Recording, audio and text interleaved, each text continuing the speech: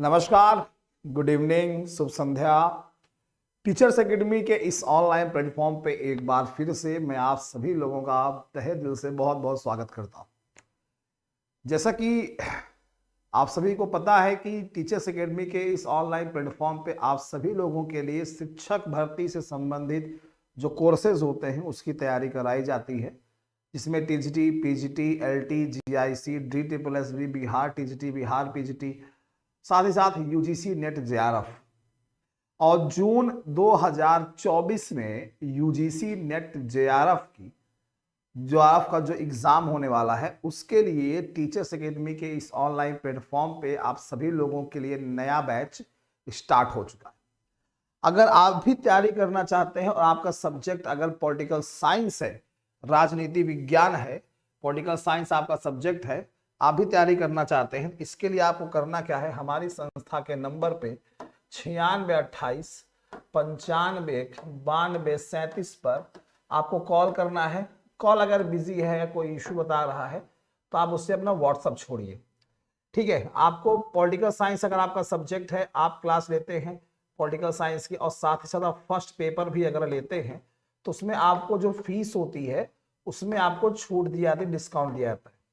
आपको teachers academy के app per day live class मिलेगी। लाइव आप उस समय नहीं देख पा रहे हैं, बाद में देखेंगे तो रिकॉर्डेड वीडियो पड़ा रहता है। साथ ही साथ आपको नोट्स अवेलेबल कराए जाते हैं और प्रैक्टिस सेट जो होते हैं वो आपके कराए जाते हैं। तो अगर आप भी जुड़ना चाहते हैं तो संस्था के नंबर पर संपर्क कर सकते हैं।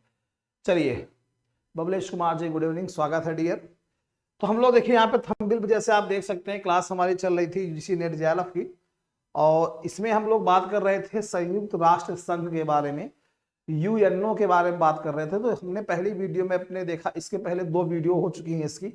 यूएनओ में हमने देखा था संयुक्त राष्ट्र संघ के बारे में, देखा था क्यों स्थापित किया गया, कब किया गया। फिर हमने देखा कि उसकी संरचना कैसी होती है, कैसे किन किन चीजों से मिलकर वो बनती है। तो उसमें तमाम संयुक्त राष्ट्र संघ के जो तमाम चीजें होती थी, उसके प्रमुख अंग जैसे कि सुरक्षा परिषद, महासभा, ये सब उसके प्रमुख अंग, उसकी एजेंसियां, कोष, इन सभी के बारे में हमने बात की थी। इन सबको मिला करके संयुक्त राष्ट्र संघ की संरचना। फिर दूसरे वीडियो में हमने देखा था संयुक्त राष्ट्र संघ के जो प्रमुख अंग थे, जिसे हम लोगों ने सुरक्षा परिषद, महासभा, सामाजिक आर्थिक न्यास जो था वो देखा था, सचिवालय के बारे में देखा था। इन तमाम चीजों के बारे में हमने देखा था।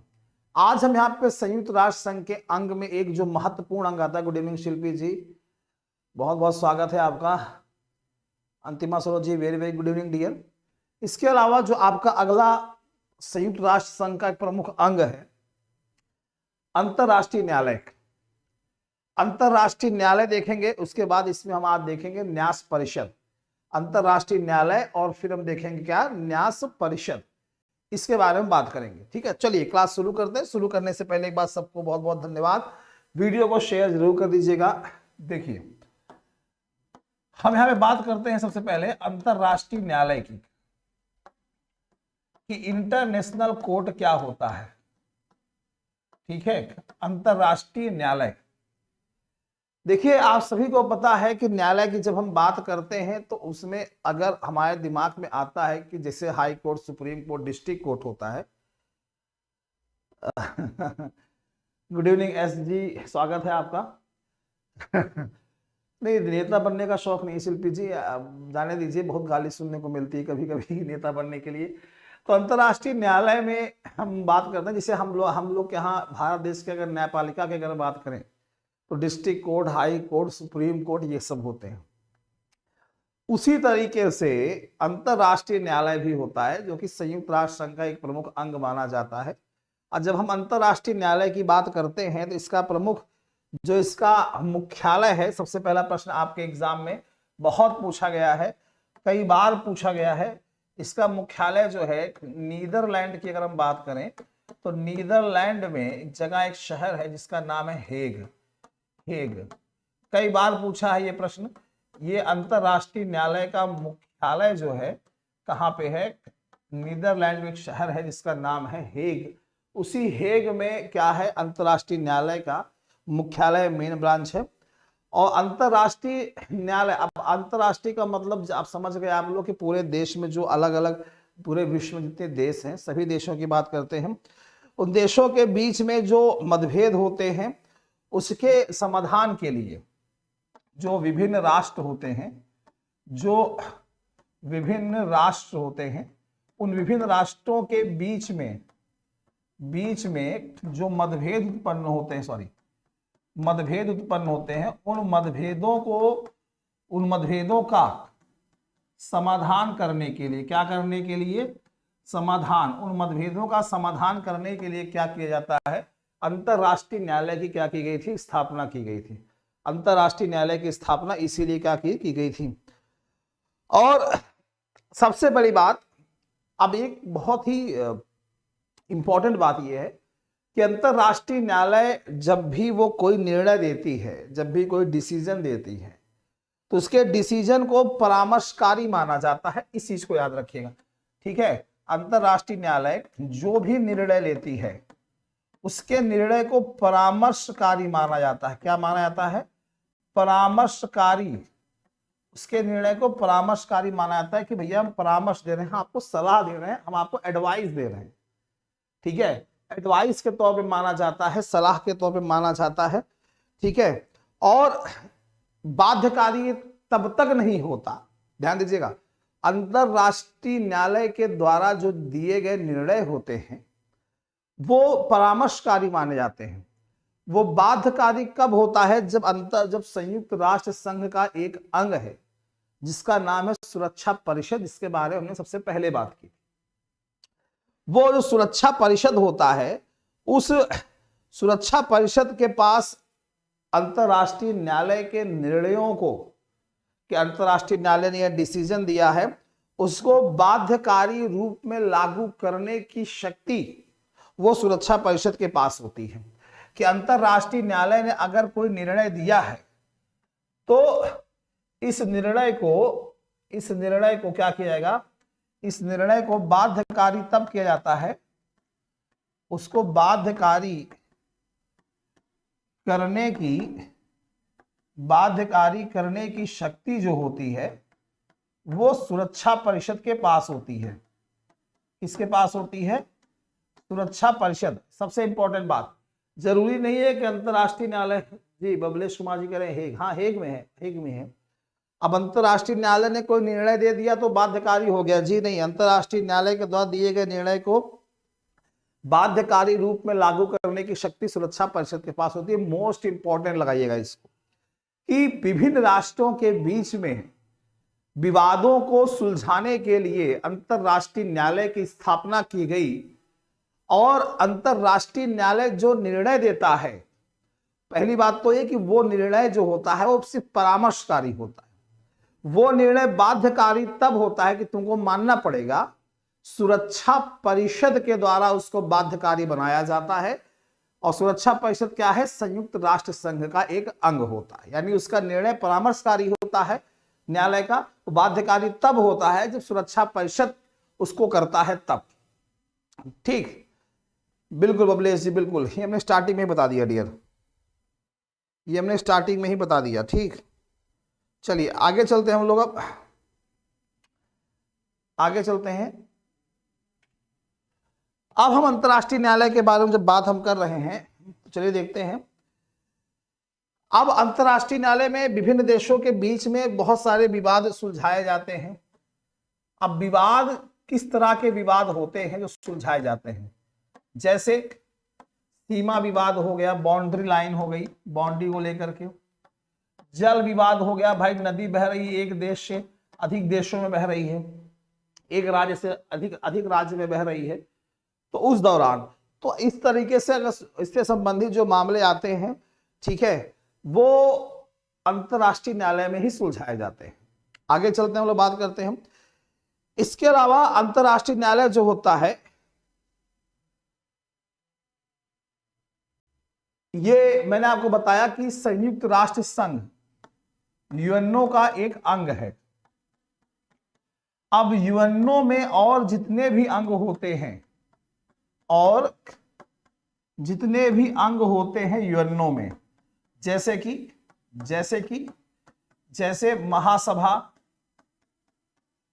जैसे सचिवालय, ठीक है, एक्सेट्रा एक्सेट्रा, बहुत सारे हैं।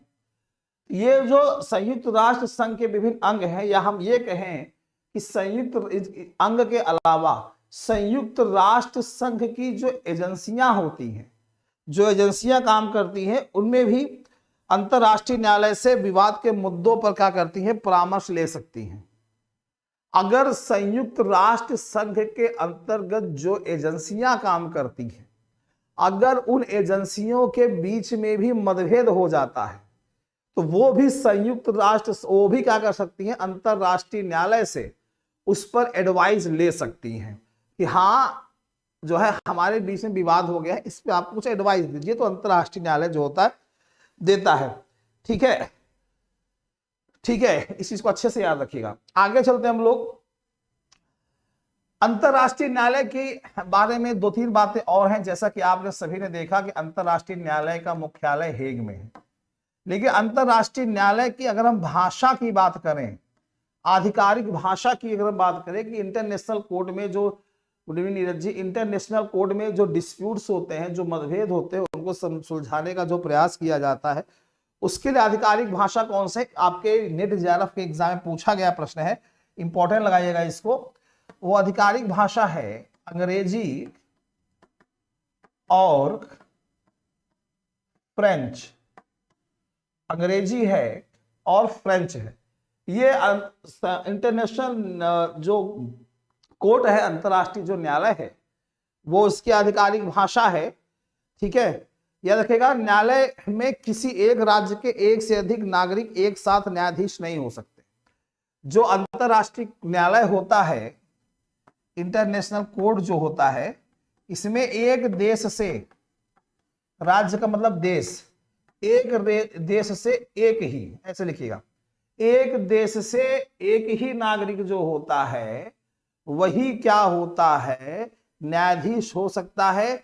एक से अधिक नागरिक एक देश से ही न्यायाधीश नहीं बन सकते।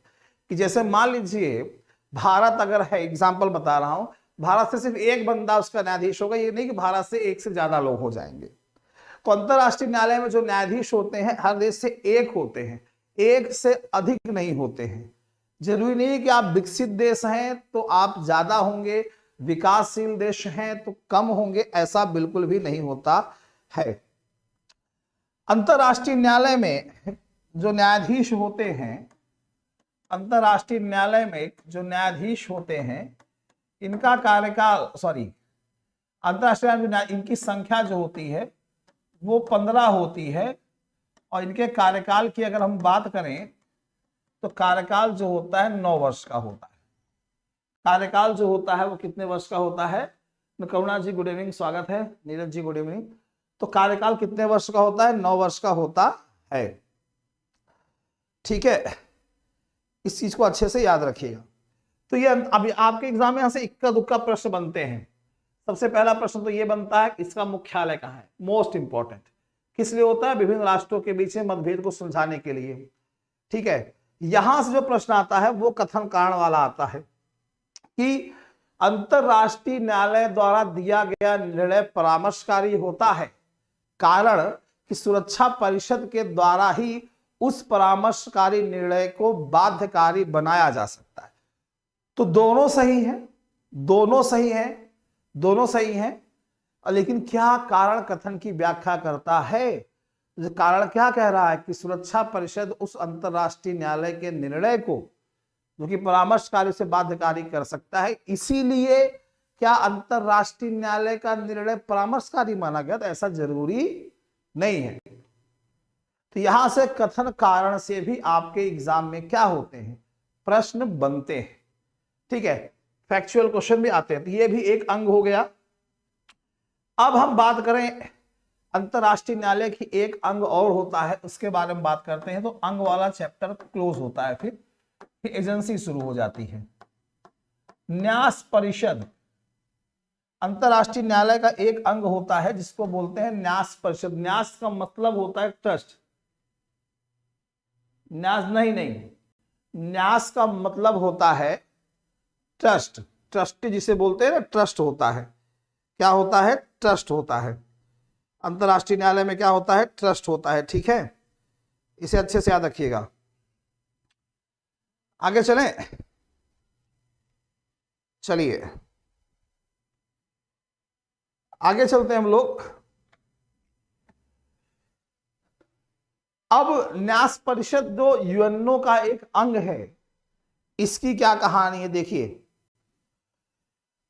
पहली बात तो यह जान लीजिए कि न्यास परिषद की स्थापना क्यों की गई। न्यास परिषद की स्थापना इसलिए की गई थी कि साम्राज्यवाद और उपनिवेशवाद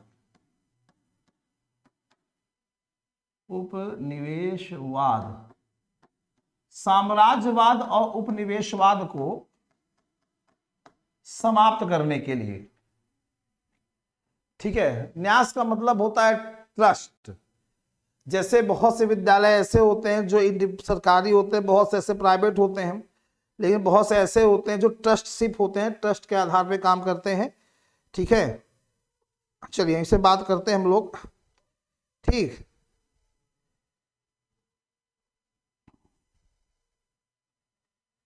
क्या कह रही हैं?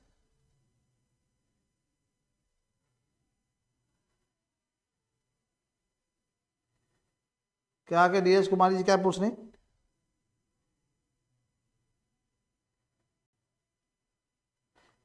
नीरज कुमार जी कहे सर न्यास का मतलब बता। देखिए, न्यास का जो न्यास होता है, जैसे आपका इंडिविजुअल कोई कॉलेज है, कोई इंस्टीट्यूट है, तो वो इंडिविजुअल होगा, निजी हो गया। ठीक है, और अगर सरकारी है तो सरकारी हो गया। इन दोनों के बीच में न्यास आता है। ट्रस्ट, न्यास का मतलब एक रिश्ता होता है। ठीक है, और इसमें जो संपत्ति होती है वो किसी अन्य व्यक्ति या संस्था को देता है। ठीक है, जिसे किसी अन्य व्यक्ति या व्यक्ति के समूह को लाभ के लिए पूरी तरह से रखना। मतलब एक ट्रस्ट है, और ट्रस्ट की आप निजी आपकी कोई संस्था है तो आप उसके मालिक हैं, आप उसके क्या हो गए? मालिक हो गए। सारी संपत्ति उसकी आपकी हो गई। सरकारी है तो सरकार के पास जाएगी। लेकिन ट्रस्ट जो होता है, और ट्रस्ट का जो मुखिया होता है, वो क्या होता है? वो संपत्ति उसकी इंडिविजुअल नहीं होती है। वो तब तक जब तक उस पद पे रहता है तो उस ट्रस्ट का पैसा उसी ट्रस्ट के लिए खर्चा करता है। फिर कोई दूसरा व्यक्ति जो बनता है वो फिर वो मालिक हो जाता है, यानी वो किसी की इंडिविजुअल नहीं होती है। ठीक है, याद रखिएगा इस चीज को। चलिए आगे चलते हैं। Good evening Lalita ji. तो न्यास परिषद की स्थापना किससे की गई थी? साम्राज्यवाद व उपनिवेशवाद को समाप्त करने के लिए। साम्राज्यवाद का मतलब होता था कि अगर आपका एम्पायर है, अपने साम्राज्य को फैलाने के लिए। ठीक है, जैसे एग्जांपल बताऊं, जैसे मान लीजिए ये एक देश है। ठीक है, अब ये इधर इधर क्या है, और बहुत सारे देश हैं। अब ये देश अपना एम्पायर यहां तक फैलाना चाहता है, यहां तक। तो अपने एम्पायर को फैलाने के लिए और साम्राज्यवाद, अपने साम्राज्य का विस्तार करने के लिए। उपनिवेशवाद भी इसी से मिलता जुलता होता है कि जब एक देश पर किसी दूसरे देश का कब्जा हो जाता है और वहां की राजनीतिक, आर्थिक या हर प्रकार के जो निर्णय होता है वो देश लेने लगता है। जैसे अगर उपनिवेशवाद की हम बात करें, जैसे आप लोगों ने देखा होगा इंडिया के बारे में, इंडिया है। ठीक है, इंडिया है, ये रफली बना रहा हूं, समझ आ रहा है नहीं। अब मान लीजिए ये क्या है? ब्रिटेन है। अब ब्रिटेन का भारत देश पर क्या था? एक तरीके से आधिपत्य था, कब्जा था। यहाँ की सारी गतिविधियां इनके कंट्रोल में थी। तो भारत क्या कहलाएगा? भारत कहलाएगा एक उपनिवेश कॉलोनी। उपनिवेश कॉलोनी। तो इस सिस्टम को, उपनिवेशवाद को समाप्त करने के लिए और साम्राज्यवाद को समाप्त करने के लिए ही क्या किया गया था? न्यास परिषद की स्थापना की गई थी कि बाहुबली देश जो है अपने साम्राज्य को, अपने एम्पायर को और ना फैला सके और उपनिवेशवाद जैसी व्यवस्था ना हो, कोई गुलाम ना हो। इसीलिए क्या किया गया था? इस न्यास परिषद की स्थापना की गई थी। ठीक है, और आज क्या है? कंडीशन ये है कि राजनीतिक और सामाजिक किसी भी रूप में आपको कहीं भी उपनिवेशवाद या साम्राज्यवाद देखने को नहीं मिलता। अब कोई भी देश कहीं भी उपनिवेश नहीं बन के बैठा है, ठीक है, कोई देश दूसरे देश पे कब्जा नहीं कर ले रहा है, अपना एम्पायर नहीं फैला दे रहा है आज के समय में।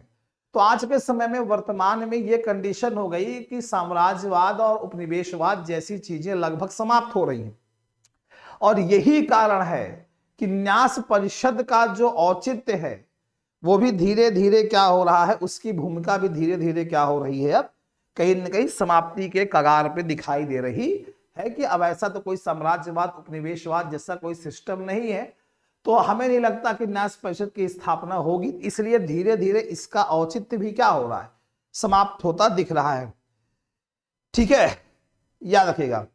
एक्चुअल की अगर हम बात करें, जो आपको पता है कि जब पूरे विश्व में सेकेंड वर्ल्ड वॉर हुआ था, द्वितीय विश्व युद्ध, जब द्वितीय विश्व युद्ध हुआ तो उसके बाद जो राज्य अपना प्रशासन करने में सक्षम नहीं थे, जो भी राज्य, अब सेकेंड वर्ल्ड वॉर हुआ, अब सेकेंड वर्ल्ड वॉर के बाद बहुत से ऐसे देश थे जो कमजोर थे, कमजोर होने के कारण वो अपना प्रशासन चलाने में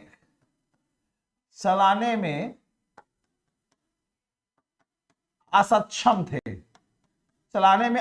थे कि भैया बहुत कमजोर हो गए, हमको बहुत नुकसान हो गया है, बहुत कमजोर हो गए हैं, बहुत नुकसान हो गया। हाँ, अपने यहाँ की ब्यूरोक्रेसी, अपने यहाँ की प्रशासनिक व्यवस्था, अपने यहाँ की शासन की व्यवस्था, शासन प्रशासन दोनों में डिफरेंस होता है कि कैसे चलाएं, तो वो असक्षम थे, नहीं चला पा रहे थे। तो उन पर प्रशासन के लिए न्यास परिषद की स्थापना की गई थी कि भैया ठीक है, आप पर शासन प्रशासन करने के लिए क्या किया जा रहा है, न्यास परिषद की क्या की गई, स्थापना की गई, न्यास परिषद की स्थापना की गई कि भैया देश बहुत कमजोर है, ये अपना प्रशासन ठीक से चला नहीं पा रहा है, चला नहीं पाएगा, तो उसके लिए उस पर क्या किया गया, न्यास परिषद की स्थापना की गई, ट्रस्ट स्थापित किया गया कि इसके माध्यम से जो होगा शासन हो जाएगा, ठीक है, ये होता है। बहुत से देश उस समय थे, जैसे आप एग्जांपल देखें तो मैं बताऊंगा फिलिस्तीन ऐसा देश था जो कि अपना प्रशासन चलाने में असक्षम था, अपना प्रशासन चलाने में क्या था, कमजोर था फिलिस्तीन। जब अपना प्रशासन चलाने में कमजोर था तो वहां पर न्यास परिषद की स्थापना की गई और न्यास परिषद के अंतर्गत वो काम करता था फिलिस्तीन। तो इस तरीके से तो सेकेंड वर्ल्ड वॉर के बाद इसलिए क्या की गई, इसकी स्थापना जो है की गई, ठीक है। वर्तमान समय में लगभग इसका कार्य जो है समाप्त हो चुका है, क्योंकि हर राज्य अपना शासन स्वयं संचालित कर रहा है। आज वर्तमान में क्या है, सभी देश क्या कर रहे हैं, अपना शासन क्या कर रहे हैं, अपना शासन स्वयं संचालित कर रहे हैं, स्वयं क्या कर रहे हैं, संचालित कर रहे हैं, अपना शासन स्वयं संचालित कर रहे हैं, ठीक है, ये होता है। तो ये चीज होती है जो आप यहाँ पे आप इसको अच्छे से समझ सकते हैं। अब इसमें इतनी ही बात थी। अब मैं आपको बताऊं, इसमें अगर आप लोगों को आप लोगों को यहां से प्रश्न जैसे आते हैं, तो प्रश्न जैसे आपके एग्जाम में ये पूछ लेता है या पूछेगा कि ऐसे प्रश्न पूछेगा, जैसे क्वेश्चन पूछा आपसे कि संयुक्त राष्ट्र संघ यानी यूएनओ का कौन सा अंग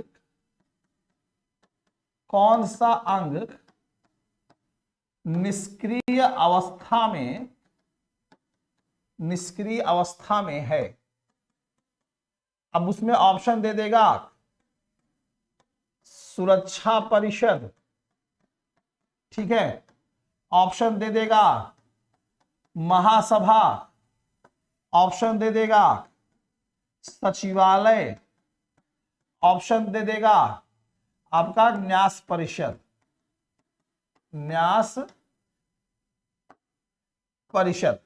तो आपको जब पता होगा कि न्यास परिषद इसलिए हो रहा है, इसलिए क्या हो जाएगा, सही आंसर हो जाएगा। एक तो सीधे सीधा आपसे पूछ लेगा, लेकिन अब एग्जाम टफ हो रहे हैं, और जब एग्जाम टफ होता है क्वेश्चन का पैटर्न भी क्या होता है, बदलने लगता है, थोड़ा टफ होने लगता है।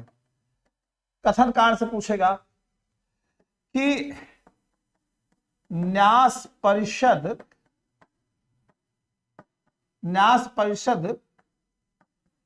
का औचित्य समाप्ति की कगार पर है, न्यास परिषद का औचित्य समाप्ति की कगार पे है, न्यास परिषद अब धीरे धीरे समाप्ति की कगार पे है। कारण कहेगा कि वर्तमान में सभी देश अपना शासन स्वयं शासन संचालित कर रहे हैं, स्वयं शासन संचालित कर रहे हैं। तो आज देखिए कहेगा या तो कथन सही है कारण गलत है, कारण सही है कथन गलत है, या कहेगा कथन सही है कारण भी सही है, कारण कथन की व्याख्या कर रहा है, या दोनों सही है व्याख्या नहीं कर रहा है। 4 ऑप्शन देगा। तो आप यहाँ पे इस चीज को अच्छे से जान गए कि न्यास परिषद का औचित्य अब तो समाप्त हो रहा है, तो आप पढ़े हो समझ जाओगे हाँ न्यास परिषद की स्थापना सेकेंड वर्ल्ड वॉर के बाद की गई थी, इसलिए की गई थी कि भैया जो है ना कि क्या बोलते हैं उसको, बहुत से देश ऐसे थे जो अपना प्रशासन चलाने में असक्षम थे, तो उनके लिए न्यास परिषद की स्थापना हुई थी, वहां पे हुई थी। अब सब अपना शासन स्वयं चला रहे हैं तो न्यास परिषद का औचित्य समाप्त हो रहा है। तो आप बताओगे वर्तमान में सभी देश अपना शासन स्वयं संचालित कर रहे हैं, इसीलिए इसका औचित्य समाप्त हो रहा है। तो आप कहोगे बिल्कुल कारण भी सही है और कथन भी सही है, और कारण कथन की क्या कर रहा है, व्याख्या कर रहा है। इस तरीके से या और कई तरीके से प्रश्न पूछ लेता है आपके एग्जाम में कि द्वितीय विश्व युद्ध के बाद, सेकेंड वर्ल्ड वॉर के बाद कमजोर देशों के लिए जिस संस्था की स्थापना की गई उसका नाम है। अब ऑप्शन नीचे लिख देगा न्यास परिषद, अंडरसन 3-4 नाम लिख देगा, तो आपको याद होना चाहिए कि हाँ ये होगा। तो इस तरीके से आपके एग्जाम में यहां से प्रश्न बन सकते हैं, न्यास परिषद से, अंतरराष्ट्रीय न्यायालय से मैंने बताया ये प्रश्न आपके एग्जाम में बन सकते हैं। तो संयुक्त राष्ट्र संघ के अंतर्गत जितने भी क्या कहते हैं, जितने भी ये आपके हैं अंग हैं कि संयुक्त राष्ट्र संघ की संरचना कैसे हुई, उसके अंग क्या हैं, और अंगों की सीमा यहीं पे समाप्त होती है। समाप्त होने का सेंस हमारा ये है कि जो उसके अंग थे हमने सभी के बारे में बताया आप लोगों को। जैसे हमने बताया सुरक्षा परिषद, अब ये तीसरी क्लास थी, कल भी क्लास हुई थी 12 बजे संडे, कल भी परसों भी संडे को भी क्लास हुई थी। सुरक्षा परिषद हो गया, महासभा हो गया, मैंने इसके बारे में बात की, ठीक है। सामाजिक एवं आर्थिक परिषद हो गया, ठीक है, ये हो गया। सचिवालय हो गया, ठीक है।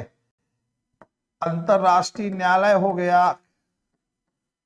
अंतरराष्ट्रीय न्यायालय हो गया, न्यास परिषद हो गया। ये सब क्या है, ये सब संयुक्त राष्ट्र संघ की क्या है, अंग है, ठीक है। याद रखिएगा ये चीजें हो गई, तो ये सब इसके अंग थे, और अंग मैंने आपको सही बता दिए। उम्मीद करता हूं आपको समझ में आया होगा। अब हम जिस बिंदु पे अगले सेशन में क्लास लेके आए, बीच में मैं शुरू नहीं करूंगा। अब अगले सेशन पे जब मैं आप सभी के सामने उपस्थित रहूंगा शाम 4 बजे, तो उसे हम बात करेंगे इसकी जो एजेंसियां हैं, इसकी जो एजेंसियां हैं, एजेंसी के बारे में बात करेंगे, जैसे कि ILO, ठीक है, अंतरराष्ट्रीय श्रमिक संगठन। ILO यानी अंतरराष्ट्रीय श्रमिक संगठन क्या होता है, ठीक है। कृषि एवं खाद्य संगठन क्या होता है, कृषि एवं खाद्य संगठन क्या होता है, ठीक है। यूनिसेफ, यूनिसेफ के बारे में बात करेंगे कि यूनिसेफ क्या होता है, ये सब क्या है। यूनेस्को के बारे में बात करेंगे, ठीक है, यूनेस्को के बारे में बात करेंगे, यूनेस्को क्या होता है। इसके अलावा विश्व स्वास्थ्य संगठन यानी एक तरीके से कहिए तो WHO, विश्व स्वास्थ्य संगठन यानी एक तरीके से कहिए तो WHO, ये क्या है, इसकी प्रमुख एजेंसियां हैं। ये सब क्या है, संयुक्त राष्ट्र संघ की प्रमुख एजेंसियां हैं। अभी हमने जो बात की वो अंग थे, हमारी अगली क्लास जो होगी वो एजेंसियों पे होगी। तो उम्मीद करता हूं आज का छोटा सा वीडियो था ये आपको समझ में आया होगा। जाने से पहले फिर एक बार बता दूं, अभी 5 बजे से पेड क्लास चलेगी अपने टाइम पे, जो ऐप पर चलती है, जो बच्चे एडमिशन लिए हैं। अगर आप भी UGC, नेट, JRF जैसे एग्जामों की तैयारी कर रहे हैं और आपका सब्जेक्ट पॉलिटिकल साइंस है, आपका सब्जेक्ट अगर पॉलिटिकल साइंस है, आप भी तैयारी करना चाहते हैं और जून 2024 में एग्जाम आप देने जा रहे हैं, इसके लिए आपका नया बैच जो है स्टार्ट हो चुका है। आपको करना क्या है, सिर्फ हमारी संस्था के नंबर पे 9628 9592 पे कॉल करना है, या इस पे आप अपना व्हाट्सअप छोड़ सकते हैं। दूसरा नंबर है 8318 48 92 91, इस नंबर पे आप कॉल कर सकते हैं। ठीक है, कॉल ना लगे तो आप 96 नंबर व्हाट्सअप करिए। अगर आप सब्जेक्ट आपका पॉलिटिकल साइंस है प्लस आप फर्स्ट पेपर भी अगर आप ले रहे हैं तो आपको फीस में क्या दी जाती है, डिस्काउंट दी जाती है आपको फीस में। ठीक है, आपको टीचर्स एकेडमी के ऐप पर लाइव क्लासेस अवेलेबल होंगी, पीडीएफ नोट्स अवेलेबल होंगे और प्रैक्टिस सेट जो है आपको कराए जाते हैं। तो बस इतनी जानकारी आपको देनी, तो उम्मीद करता हूं आप लोगों को समझ में आया होगा। बबलेश जी, जी बिल्कुल। तो अगले आप मिलते हैं अभी कुछ देर बाद 5 बजे। जो बच्चे जुड़े हुए हैं उनकी पेड क्लास होगी, अपने कॉन्स्टिट्यूशन टॉपिक चल रहा है उसमें, उससे बात करेंगे। चलिए फिर मिलते हैं आप लोगों से कुछ देर में, तब तक ले दीजिए इजाजत। नमस्कार।